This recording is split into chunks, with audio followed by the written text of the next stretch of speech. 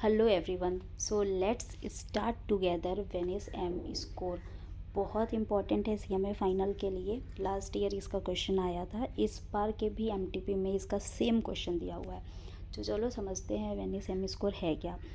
सबसे पहला जो ये पैराग्राफ है, इसमें सेकेंड लाइन में ये लिखा हुआ है कि ऑल्टमैन स्टडी जो था ना, वो कॉर्पोरेट डिस्ट्रेस प्रिडिक्ट करता था उन मॉडल्स को यूज़ करके जो basis of accounting number reported in financial statement of companies. मतलब इसके अंदर कुछ कमियां थी। ये अकाउंटिंग नंबर्स को जो फाइनेंशियल स्टेटमेंट में यूज़ हुए हैं, सिर्फ उसको यूज़ करके कॉर्पोरेट डिस्ट्रेस प्रिडिक्ट करता था, विच इज़ नॉट सफिशिएंट। इसीलिए बेनिस एम स्कोर हम यूज़ करते हैं। लेकिन वो सिर्फ एक कॉर्पोरेट डिस्ट्रेस मेज़र करता था, लेकिन बेनिस एम स्कोर जो है ये मैन्युपुलेशन डिटेक्ट करता है। अगर सिंपल वर्ड्स में कहें तो फ्रॉड। मैन्युपुलेशन मतलब कि आप फ्रॉड कर रहे हो, मैन्युपुलेट कर रहे हो। तो हम लोग बेनिस एम स्कोर से मैन्युपुलेशन डिटेक्ट करते हैं, ये इसका मतलब है। ठीक है, अब इसमें ये जो बेनिस एम स्कोर है, इसे हम यूज़ करते हैं through 8 financial ratios. 8 financial ratios उसे हम आगे समझेंगे।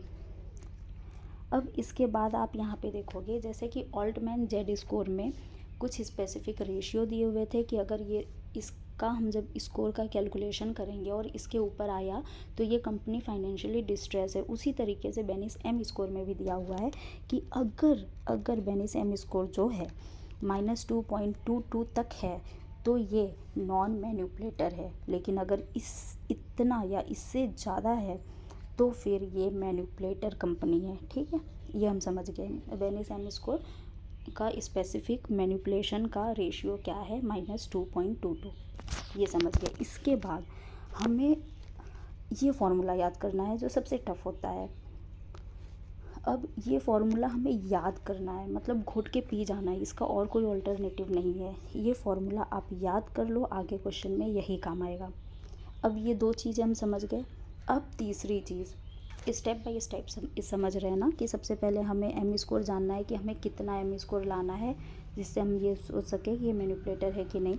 दूसरी चीज़, हम इसे मगअप कर लेंगे कि हाँ ये इस रेशियो के साथ ये इंटू होगा। शुरू में स्टार्टिंग में ही -4.84, ये एक कांस्टेंट नंबर दिया हुआ है जिसे हम माइनस करेंगे ही करेंगे, और बाकी रेशियोज़ के साथ ये सारे वेरिएबल्स इंटू होंगे। ठीक है, अब हम रेशियो समझते हैं।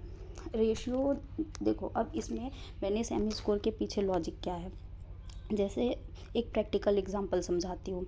सपोज़ आपकी आज जॉब लग रही है and you are earning 40K per month. ठीक है, तो अगर आप आज आप 40K पर मंथ कमाने के लायक हो, लेकिन आप सपोज़ अगले मंथ या फिर अगले साल ही आपकी सैलरी जस्ट 1,40,000 हो जा रही है, तो हाउ इज़ इट पॉसिबल। मतलब कंपनी में आपका कोई रिलेटिव है जो आपकी एबिलिटी होती तो आप शुरू में ही शायद 1 लाख कमा रहे होते, लेकिन ऐसा तो नहीं पॉसिबल है ना। आप 50% ग्रोथ ले सकते हो, मतलब अभी आप 40K कमा रहे हो, अगले साल 60K, लेकिन अगर आप अचानक से 1,40,000 कमाने लगे, मतलब ये रेशियो तो बहुत ज़्यादा है। तो इसमें पक्का कोई लूप होल है, तो इसे हम चेक करेंगे कि अरे यार ऐसा कैसे हो सकता है, इसके पीछे का रीज़न क्या है। सेम इसी तरीके से बेनिस एम स्कोर में भी हम 2 साल के डेटा को यूज़ करते हैं, मतलब प्रीवियस ईयर और इस ईयर के। और अगर रेशियो में बहुत ज़्यादा वेरिएशन है, मतलब लूप होल है, तो अगर लूप होल है तो हमें अब इसके पीछे का रीज़न जानना चाहिए, और फिर हमें ये दिखाना चाहिए कि ये कंपनी कहीं मैन्युपुलेट तो नहीं कर रही है। ठीक है, ये लॉजिक इसके सारे रेशियो में आएगा। 1-2 रेशियो मैं बता दूंगी, बाकी आप एज्यूम कर लेना। अब देखो, यहाँ पे कंफ्यूज मत होना। जैसे ये डे सेल्स रिसीवेबल इंडेक्स है, सबसे पहला रेशियो। ठीक है, तो अब देखो अकाउंट रिसीवेबल टी क्या है, टी मतलब लास्ट ईयर।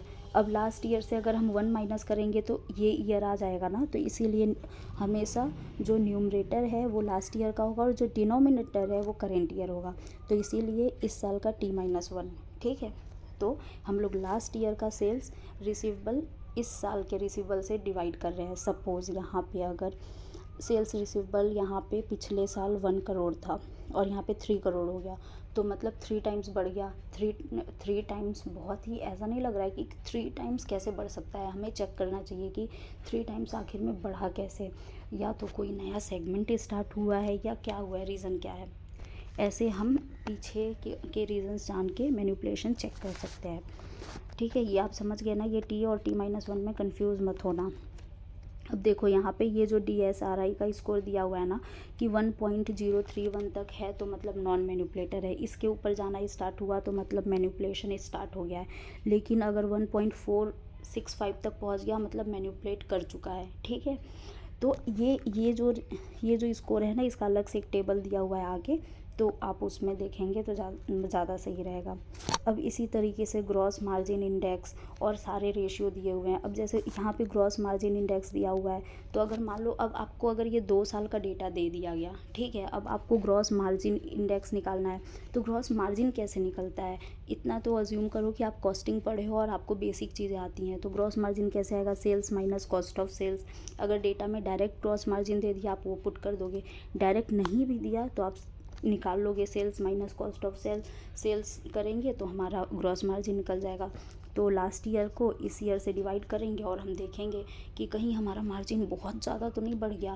भाई मार्जिन बहुत ज़्यादा कैसे बढ़ सकता है, सपोज़ आप कोई प्रोडक्ट बना रहे हो, आप उस पर 20% का मार्जिन रख रहे हो, मतलब आप 100 रुपये का अगर प्रोडक्ट बना रहे हो और उसमें 20 रुपये मार्जिन रख के 120 रुपये का बेच रहे हो, तो अगले साल वो प्रोडक्ट आप 200 रुपये में नहीं बेच सकते ना, मतलब आपका मार्जिन 100% ग्रो नहीं कर सकता है ना 20% से। तो इस तरीके से हम डिटेक्ट करते हैं कि भाई हमारा पिछले साल से इस साल डेटा कितना चेंज हो रहा है। अगर बहुत हो रहा है तो मतलब मैनिपुलेटिव है, और हमें चेक करना चाहिए कि हम इसे कैसे हम इसके पीछे के रीजंस क्या हैं।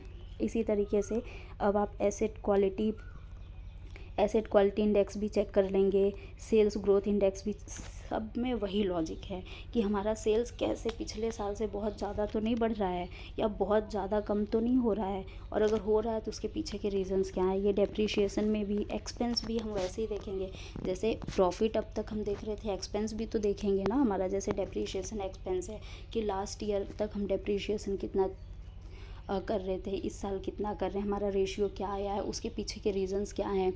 कहीं ऐसा तो नहीं है कि बहुत ज़्यादा मतलब एसेट की लाइफ में चेंजेस आए हैं। ठीक है, और उसके बाद ऐसी ये इसके बाद ना देखिए, ऊपर तक तो हमारा सारा सेल्स मार्जिन ये सब आ रहा था। अब इधर हमारे एक्सपेंस आने लगे, जैसे कि डेप्रिशिएशन, ये sales and general admin expenses, ये सारे भी हम चेक करेंगे। LVGI लेवरेज इंडेक्स, लेवरेज का मतलब क्या होता है, डेट होता है, तो इसका भी हम रेशियो चेक करेंगे कि हमारा डेट बहुत ज़्यादा बढ़ तो नहीं गया है या बहुत ज़्यादा कम तो नहीं हो गया। तो इसमें ये ध्यान रखने वाली चीज़ है ना। अभी तक हम लोग देखो लास्ट ईयर और करेंट ईयर से डिवाइड कर रहे थे, बट इसमें LVGI मतलब लेवरेज वाले में कोई भी लास्ट ईयर करेंट ईयर नहीं है। इसमें डायरेक्ट टोटल लाइबिलिटी को टोटल एसेट से डिवाइड करेंगे। और ये टाटा में भी सेम वही है, ये वर्किंग कैपिटल माइनस डेप्रिशिएशन, मतलब कि आप करेंट एसेट को डिवाइड करोगे टोटल एसेट से, टाटा का मतलब यही है, तो आपको मतलब इसका रेशियो आ जाएगा। इसमें भी आपको लास्ट ईयर और करेंट ईयर नहीं करना है, डायरेक्ट यही फॉर्मूला लगाना है। ठीक है, अब जैसे वो जो मैं वहाँ पे दिखा रही थी ना, DSRI में 1.030 और 1.460 था मैनिपुलेटर नॉन मैनिपुलेटर, तो ऐसे ही ये सारे रेशियोज़ के नॉन मैनिपुलेटर और मैनिपुलेटर स्कोर दे दिए गए हैं। मतलब अगर इसमें फॉल कर रहा है इनका रेशियो, तो मतलब मैनिपुलेट नहीं कर रहा है, इसमें फॉल कर रहा है मतलब मैनिपुलेट कर चुका है, और इन दोनों के बीच में अगर फॉल कर रहा है तो मतलब मैनिपुलेशन की ओर जा रहा है। ठीक है, अब यहाँ पे ये जो it is important to note that लिखा हुआ है, इसमें यही फालतू कहानियाँ लिखी हुई हैं कि बेनिसैम स्कोर 2 तरीके का होता है। एक में होता है 8 वेरिएबल और एक में होता है 5 वेरिएबल, लेकिन हम 8 वेरिएबल यूज़ करते हैं क्योंकि ये ज़्यादा अप्रोप्रिएट आंसर देता है। ऐसा एग्जैक्ट आंसर बेनिसैम स्कोर भी नहीं देता है, keep it in your mind. अब ये देखिए, ये हमारे बुक में एक ही क्वेश्चन दिया हुआ है, ये बहुत मतलब कि इजी तरीके से दिया है। बहुत टफ अगर हमारे एग्ज़ाम में आएगा तो कैसा आएगा आगे वो भी बताऊंगी, पहले इसे कर लेते हैं। ये क्वेश्चन आप पढ़ लेंगे, फिर उसके बाद ये सारे रेशियोज़ ऐसे दिया हुआ है, हमारे एग्ज़ाम में ऐसे ये रेशियोज़ नहीं देगा, ये वी हैव टू लर्न। ठीक है। ये बुक में इतना ऐसे रेशियोज़ दे दिया है, इसे हमें याद करना पड़ेगा। हमारे एग्ज़ाम में ऐसे क्वेश्चन आता है, ये दे देगा, स्कोर दे देगा ना, ये स्कोर दिया हुआ है। अब वो जो फॉर्मूला ऊपर में था ना एम स्कोर का, कि मतलब हम सारे इंडेक्स को किस किस से इंटू कर रहे हैं वो याद होना चाहिए। तो ये एम स्कोर दे दिया है। अब इसको हम इसके कोएफिशिएंट से इंटू करेंगे। देखिए ये फॉर्मूला याद करना है ना, ये याद करके लिखा हुआ फॉर्मूला है। तो अब आप देखो, सबसे पहले आप बेनिस एम स्कोर को डालोगे तो DSRI के साथ क्या कोएफिशिएंट है 0.92। अब पहले ये कोएफिशिएंट इसका लिखोगे, ठीक है। पहले सारे इंडेक्स लिखोगे आप, ये सारे इंडेक्स लिखोगे, फिर उसके सारे कोएफिशिएंट लिखोगे, ये आपको याद करना पड़ेगा। फिर इंडिविजुअल स्कोर हमारे क्वेश्चन में दिया हुआ है ये, फिर आप इसे लिखोगे, फिर इसको आप इन दोनों को फिर आप इंटू करके ये लाओगे। जब ये आ जाएगा तो ये देखो, ये वैल्यू इतनी आ गई, ये वैल्यू इतनी आ गई। अब आप ये वैल्यू इतनी आई है कैसे, यहाँ पे स्टार्टिंग में मैंने ये कांस्टेंट बताया था -4.84, यहाँ पे ये वही माइनस हुआ है। इनकी वैल्यू ये आई है, ये इससे -4.84 माइनस किए हैं तो हमारा ये वैल्यू आया, ठीक है।